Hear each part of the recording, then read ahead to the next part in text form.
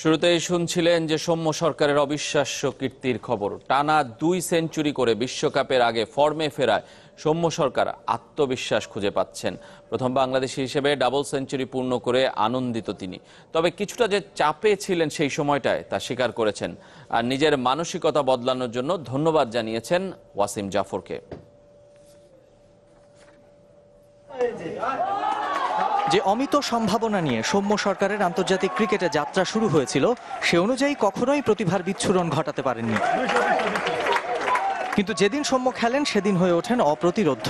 যেমন খেললেন এদিন লিস্ট এ ক্রিকেটে অনেক রেকর্ডই ওলটপালট করে ফেললেন এক ইনিংসে। সবচেয়ে বেশি 16 মেরেছেন সৌম্য, যা কিনা লিস্ট এ ক্রিকেটে তৃতীয় সর্বাধিক। শুরুটা ছিল ধীর। প্রথম অর্ধশতক করতে খেলেছেন 52 বল, সেঞ্চুরি ছুঁয়েছেন পরের 26 বলে, 150 করেছেন 104 বলে।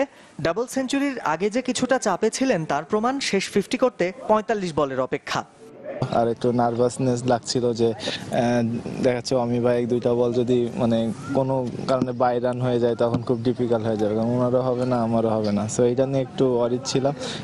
লিগ শুরুর আগে প্রতিজ্ঞা ছিল এবার ভালো কিছু করার। শুরুতে করছিলেন 30-এর ঘরে স্কোর, কোথায় তা বড় করবেন উল্টো শেষ দিকে 1 অঙ্কের স্কোর। প্রতিজ্ঞা বদলালেন, বিশ্বকাপে যাবার আগে ভালো কিছু করার কথা রেখে শেষ 2 ম্যাচে ব্যাক টু ব্যাক সেঞ্চুরি, প্রথমবারের মতো। হয়তো ওই ম্যাচগুলোতে রান করি না, এখন রান করছি, কিন্তু আমার ব্যাটিং আমার কাছেই আছে।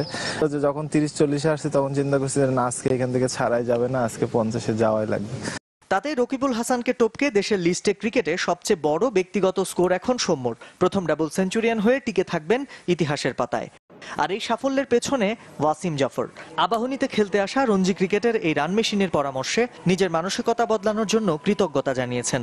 সে অনেক বড় একটা প্লেয়ার, তার ক্রিকেট ক্যারিয়ারে প্রায় 40,000 রান আছে, তো ওর কাছ থেকে এরকম আর কি কিছু জিনিস নেওয়ার চেষ্টা করছি। শুধু সৌম্য নয়, আরো অনেক ব্যাটসম্যানকে বদলাতে হাই পারফরমেন্স ইউনিটের ব্যাটিং পরামর্শক হিসেবে আনা হচ্ছে ওয়াসিম জাফরকে। Samiul Titu, channel 24, BKSP, Savar.